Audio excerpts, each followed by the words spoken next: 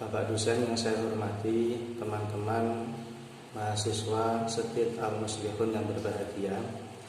Kali ini kita akan membahas materi atau makalah tentang punishment atau hukuman, atau bahasa pesantren kita adalah takzir. Ada 6 poin yang akan dibahas pada makalah ini, dan kami akan membahas 2 poin. 2 poin itu adalah tentang prinsip-prinsip punishment, dan yang kedua adalah bentuk-bentuk punishment itu sendiri. Sebelum kami masuk dalam 2 pembahasan tersebut, sedikit perlu saya mukadimai bahwa punishment atau hukuman atau takzir ini adalah solusi terakhir. Jadi bukan menjadi rujukan utama dalam pembelajaran. Artinya selama dalam pembelajaran itu masih bisa dengan cara yang baik, masih bisa dengan cara yang lembut, maka kita gunakan cara itu dulu.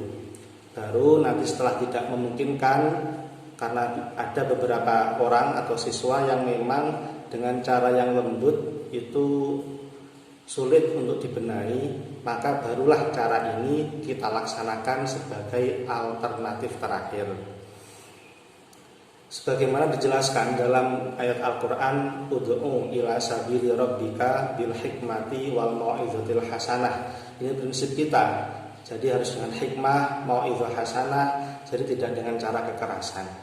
Meskipun begitu, hukuman atau takzir, punishment ini secara syarat dilegalkan karena berdasarkan ayat Al-Quran dalam kasus suami istri, yaitu wallati takhafuna nusuzahunna fa'izuhunna wahjuruhunna fil madagi wadribuhun.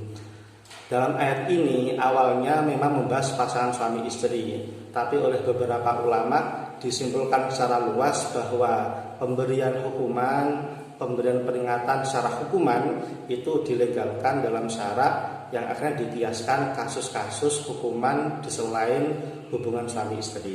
Itu mukadimah sebelum kita masuk dalam 2 pembahasan yang akan saya sampaikan tadi. Baik, kali ini kita akan masuk pada 2 pembahasan yang akan saya sampaikan, yaitu pertama tentang prinsip-prinsip pelaksanaan dari punishment itu sendiri. Yang pertama, punishment itu harus dengan kepercayaan.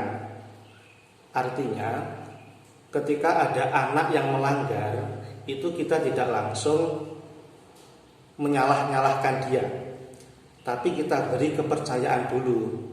Semisal, saya tahu kamu itu sebenarnya nggak sengaja, kamu itu khilaf, sebenarnya kamu itu anak baik tapi nggak sengaja. Seperti itu, diberi kepercayaan dulu. Itu prinsip yang pertama. Yang kedua, hukuman disandarkan pada perilaku.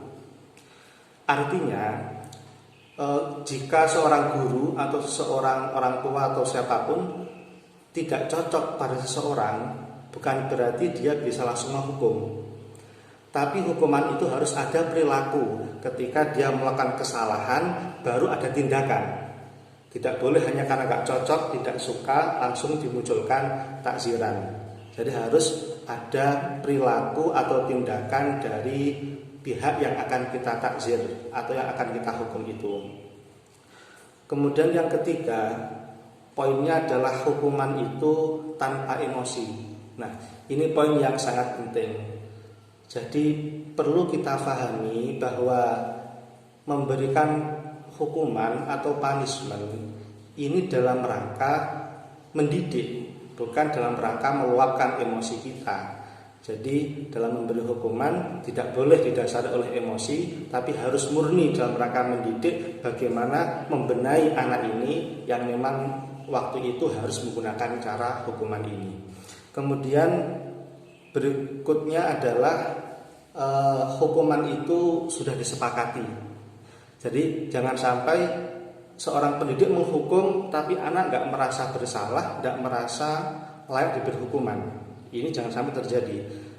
Semisal ketika awal masuk ada kesepakatan, kalau tidak bisa mengerjakan dihukum ini, kalau tidak hafal pelajaran di hukum ini, baru ketika terjadi anak tidak hafal, nggak mampu mengerjakan soal, ini mereka sudah menyadari akan kesalahannya sehingga layak untuk diberi hukuman. Kemudian poin yang terakhir dari prinsip-prinsip adalah ada tahapan dalam memberi hukuman. Jadi artinya yang ringan dulu, ketika yang ringan bisa menyelesaikan masalah ya cukup. Jika tidak dinaikkan begitu. Ada tahapannya. Tidak langsung kita hukum parah, padahal dengan yang hukuman ringan sudah selesai. Jadi harus bertahap. Itu terkait tentang prinsip-prinsip. Kemudian berikutnya, poin yang berikutnya adalah tentang bentuk-bentuk punishment, bentuk-bentuk hukuman atau bentuk dari takziran itu sendiri.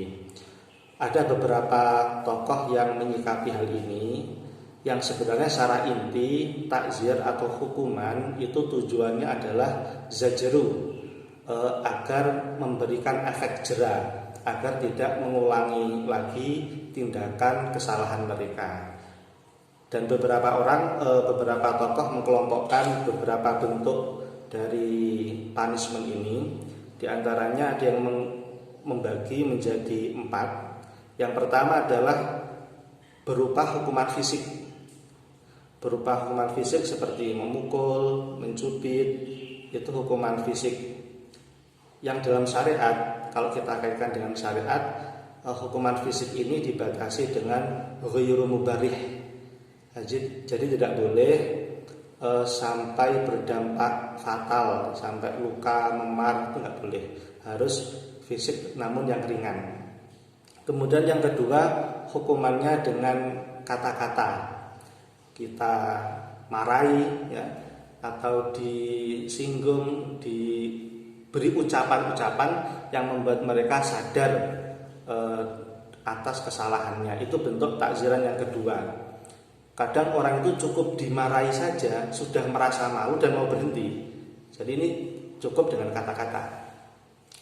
Kemudian ada yang menggunakan stimulus fisik, semisal cukup ditunjuk pakai jari, dipelototi begitu, atau tindakan-tindakan lain dari seorang guru yang itu memberi kesadaran kepada murid bahwa dia bersalah. Itu juga sudah termasuk dari bagian punishment.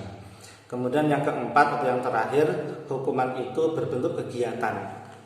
Disuruh nopo, disuruh mengerjakan tugas, disuruh bersih-bersih, atau disuruh apapun tindakan-tindakan yang positif. Ini adalah beberapa bentuk dari punishment itu sendiri. Nah, terlepas dari 4 ini sebenarnya banyak sekali tentang pembagian-pembagian tindakan punishment itu. Namun cukup saya sampaikan 4 yang secara inti dari sekian banyak pendapat itu adalah 1 poin, yaitu zajru, agar memberikan efek jera kepada anak yang dihukum itu agar dia berhenti atau tidak melanjutkan kesalahannya dan mau bertobat membenahi dirinya menjadi siswa yang lebih baik lagi. Kira-kira 2 poin itu yang menjadi pokok pembahasan yang kami sampaikan. Mohon maaf jika ada beberapa kesalahan atau tutur kata yang kurang baik. Kami akhiri. Wassalamualaikum warahmatullahi wabarakatuh.